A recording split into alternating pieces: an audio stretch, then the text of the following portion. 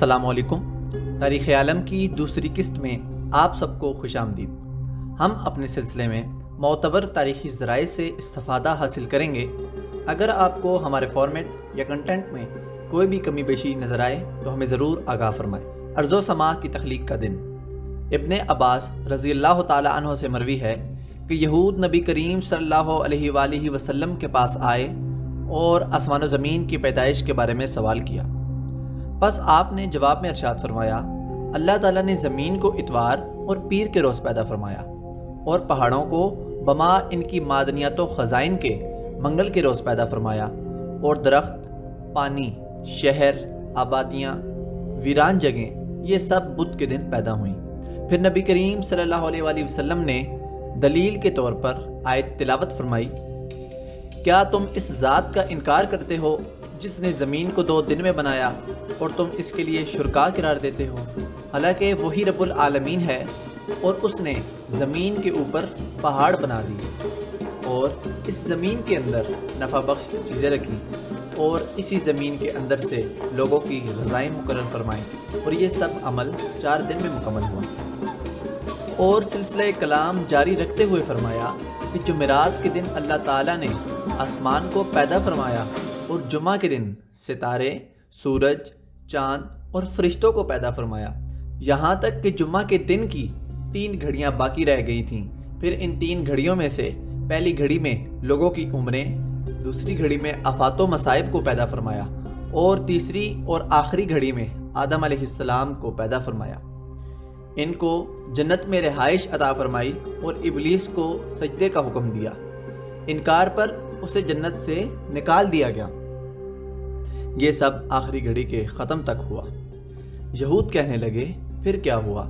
تو آپ صلی اللہ علیہ وآلہ وسلم نے ارشاد فرمایا، ثم استوى علی العرش، پھر وہ اپنی شان کے مطابق عرش پر جلوہ افروز ہوا۔ یہود نے کہا، اگر آپ صلی اللہ علیہ وآلہ وسلم اختتام صحیح کرتے تو آپ صلی اللہ علیہ وسلم کی بات بالکل درست قرار پاتی، اور پھر انہوں نے کہا اس کے بعد اللہ تعالیٰ نے حرام فرمایا، نعوذ باللہ۔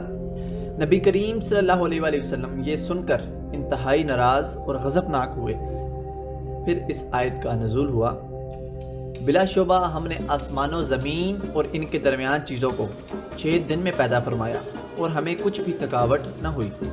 بس آپ صلی اللہ علیہ وآلہ وسلم ان کی باتوں پر صبر کرتے رہیں۔ حضرت ابو ہریرہ رضی اللہ تعالیٰ عنہ سے روایت ہے کہ رسول اللہ صلی اللہ علیہ وسلم نے میرا ہاتھ پکڑا اور فرمایا، اللہ تعالیٰ نے جمعہ کے دن عصر کے بعد آدم علیہ السلام کو پیدا فرمایا۔ حضرت عبداللہ بن عباس رضی اللہ تعالیٰ عنہ اور حضرت اکرمہ رضی اللہ تعالیٰ عنہ سے مروی 2 روایات خوب وضاحت کے ساتھ بیان کرتی ہیں کہ اللہ تعالیٰ نے شمس و قمر کی پیدائش سے پہلے ہی بہت سی چیزوں کو پیدا فرما دیا تھا۔ چنانچہ حضرت ابن عباس رضی اللہ تعالیٰ عنہ کی حدیث میں ہے کہ شمس و قمر کو جمعہ کے دن پیدا کیا گیا، اور حضرت اکرمہ رضی اللہ تعالیٰ عنہ کی روایت میں ہے کہ جمعہ کے دن لیل و نہار کی ساعت کو پیدا کیا گیا، اور ان سے پہلے آسمان و زمین، شجر و حجر، چرند پرند اور پانی وغیرہ بہت سی چیزیں پیدا ہو چکی تھیں۔ لہٰذا ثابت ہوا کہ یہ سب چیزیں موجود تھیں، لیکن دن و رات موجود نہ تھے، اور زمانہ چونکہ دن و رات کی ساعت کا نام ہے، سو یہ کہنا درست ہے کہ تخلیق زمانہ سے قبل بہت سی چیزیں تخلیق ہو چکی تھیں، اور اسی کا اثبات یہاں مقصود ہے۔ قرآن کریم میں ارشاد باری تعالیٰ ہے، ہر چیز فنا اور ختم ہو جائے گی، صرف آپ کے رب کی ذات جو عزت اور بزرگی والی ہے باقی رہے گی، یعنی وہ ہمیشہ رہنے والی ہے۔ اس کے سوا کوئی معبود نہیں، اور اس کے سوا ہر چیز ہلاک ہونے والی ہے۔ اس سے معلوم ہوا کہ حق تعالیٰ کی ذات کو بقا و دوام حاصل ہے۔ اس کے علاوہ ہر چیز حتیٰ کہ زمانہ، دن و رات اور چاند و سورج وغیرہ سب کچھ فنا ہونے والا ہے۔ ان دلائل سے یہ بھی معلوم ہو گیا کہ ان اشیاء کا بنانے والا ان سے پہلے بھی موجود تھا۔ اسی طرح قرآن مجید میں ارشاد باری تعالیٰ ہے، کیا انہوں نے اونٹ کی طرف نہیں دیکھا کہ اس نے اس کو کیسے بنایا ہے، اور آسمان کی طرف کہ اس نے اس کو کیسے بلند کیا، اور پہاڑوں کی طرف کہ اس نے اس کو کیسے نصب کیا، اور زمین کی طرف کہ اس نے اس کو کیسے بچھایا۔ اس آیت میں اللہ تعالیٰ نے ہمیں اونٹ کی تخلیق یعنی بایولوجی میں سرچ کرنے کا فرمایا، آسمان کی طرف دیکھنے یعنی اسٹرونومی کا حکم فرمایا، اور پہاڑوں کی طرف یعنی جیولوجی کے علم کی طرف ہماری رغبت دلائی، اور زمین کی طرف یعنی جغرافیہ میں سرچ کرنے کا حکم فرمایا۔ یہ تمام سائنسی علوم جن کا حکم اللہ تعالیٰ نے ہمیں قرآن مجید کی اس آیت میں فرمایا ہے، افسوس کہ آج ہم مسلمان ان علوم میں بہت پیچھے رہ گئے ہیں۔ اللہ تعالیٰ نے ان اشیاء، پہاڑ، زمین، اونٹ وغیرہ کا جو ذکر فرمایا ہے، ابن آدم ان پر بار برداری منتقل کرنا، کھودنا، چھیلنا، گرانا وغیرہ تصرفات کرتا ہے۔ ان میں سے کوئی بھی تصرف منع نہیں ہے، لیکن ان سب تصرفات کے باوجود ابن آدم ان میں سے کسی بھی چیز کی ایجاد پر بغیر اہل کے قادر نہیں، اور جو ایجاد سے عاجز ہو تو وہ اپنی ذات کے حق میں بھی محدث نہیں ہو سکتا۔ ان تمام عقلی و نقلی دلائل سے معلوم ہو گیا کہ اشیاء کا خالق تھا اس حال میں کہ اس کے سوا کوئی نہ تھا، اور انواع و اقسام کی مخلوقات کو پیدا کیا۔ وقت و زمان اور چاند و سورج کے اپنے افلاک میں جریان کی وجہ اوقات و ساعات معلوم ہوتی ہے، تاریخیں مرتب ہوتی ہیں، اور لیل و نہار یعنی دن و رات کے درمیان فاصلے قائم ہوتے ہیں۔ لہٰذا اب ہم چاند و سورج سے پہلے کی مخلوقات کے بارے میں کلام کرتے ہیں، اور ان میں سے بھی سب سے مقدم کیا ہے اس کے بارے میں بتلاتے ہیں۔ حضرت عبادہ بن صامت رضی اللہ تعالیٰ عنہ نے اپنے فرزند ولید کو کہا، اے میرے عزیز بیٹے، میں نے رسول اللہ صلی اللہ علیہ وآلہ وسلم سے سنا، وہ فرماتے تھے کہ سب سے پہلے جو چیز اللہ تعالیٰ نے پیدا فرمائی وہ قلم ہے، بس اللہ تعالیٰ نے اسے حکم فرمایا کہ لکھو، تو اس نے قیامت تک ہونے والے تمام امور لکھ ڈالے۔ اسی طرح ارشاد باری تعالیٰ ہے، وہی ذات ہے جس نے آسمان و زمین کو 6 دن میں پیدا کیا، اور تھا اس کا عرش پانی پر۔ قلم پیدا کرنے اور اس کے بعد تقدیر لکھنے کا حکم فرمانے کے بعد اللہ تعالیٰ نے باریک بادل کو پیدا فرمایا، اور یہ وہی بادل ہے جس کے بارے میں اللہ تعالیٰ نے اپنے کتاب محکم میں تذکرہ فرمایا ہے۔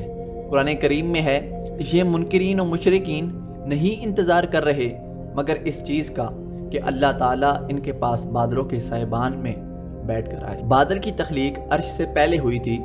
حدیث رسول اللہ صلی اللہ علیہ وسلم میں اس طرح وارد ہوا ہے، حضرت عمران بن حسین رضی اللہ تعالیٰ عنہ سے مروی ہے کہ ایک قوم رسول اللہ صلی اللہ علیہ وسلم کے پاس آئی، بس وہ قریب پہنچے تو آپ صلی اللہ علیہ وسلم انہیں بشارت دینا شروع ہو گئے، لیکن وہ کہنے لگے کہ ہمیں کچھ مال عطا کیجیے۔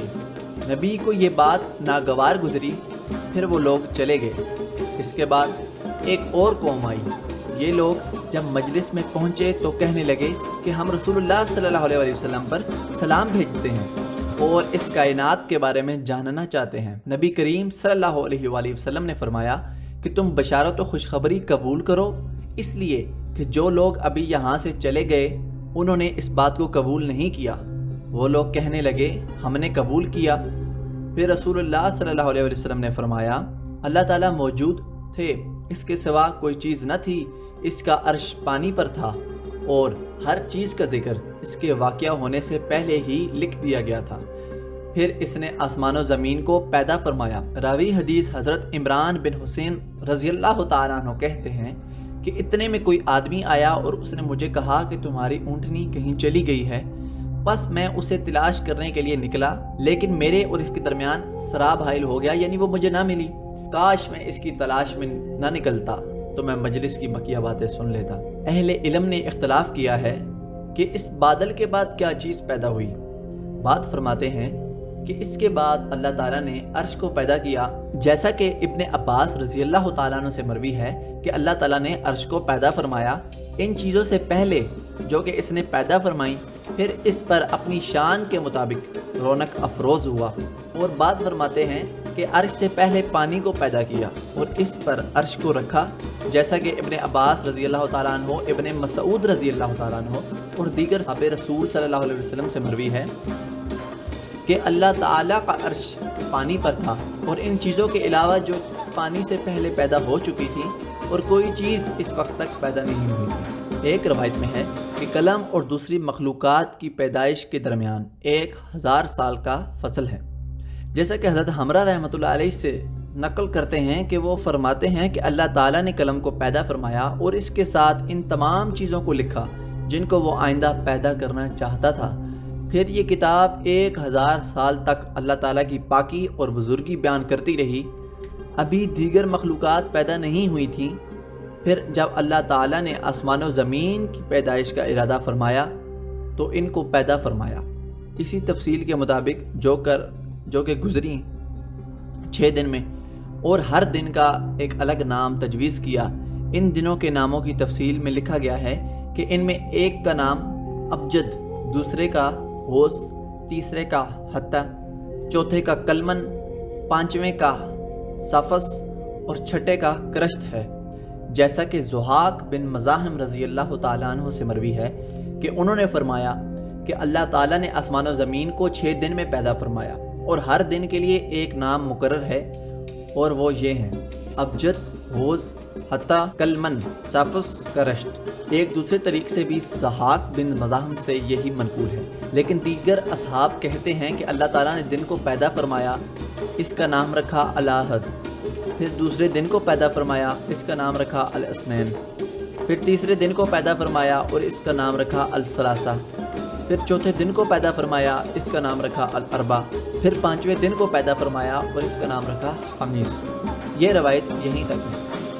جیسا کہ حضرت عبداللہ بن عباس رضی اللہ تعالیٰ عنہ سے بالکل یہی روایت مروی ہے جو کہ ان کے شاگرد عطا نے روایت کی ہے۔ علامہ طبری رحمۃ اللہ علیہ کہتے ہیں کہ ایام کے اسماء کے بارے میں ان دونوں قولوں میں کوئی تضاد نہیں، اس لیے کہ اہل عرب جن کا نام الاحد، الاثنین، الثلاثہ، الاربع، خمیس رکھتے ہیں، ممکن ہے کہ دیگر عرب ان کو ابجد، ہوز، حتی، کلمن، صافس، کرشت سے جانتے ہوں، کیونکہ اشیاء کے ناموں میں کوئی جھگڑا و انزا نہیں ہوا کرتا۔ علامہ طبری رحمۃ اللہ علیہ ایک اور تعارض کو حل کرتے ہوئے فرماتے ہیں: مذکورہ بالا اقوال میں 6 ایام کا ذکر ہے، لیکن وہب بن منبع رضی اللہ تعالیٰ عنہ سے مروی ہے کہ ایام 7 ہیں، لیکن ان میں تعارض نہیں، اس لیے کہ ضحاک اور عطا نے ایام کے 6 ہونے کا ذکر فرمایا۔ اس کا مطلب یہ ہے کہ اس کائنات اور جو کچھ اس کے اندر ہے، اس کی تخلیق میں 6 دن صرف ہوئے، جیسا کہ قرآن کریم میں ارشاد ہے۔ اور وہب بن منبع کے قول کا مطلب یہ ہے کہ ایک ہفتہ میں کل 7 دن ہوتے ہیں، نہ کہ 6۔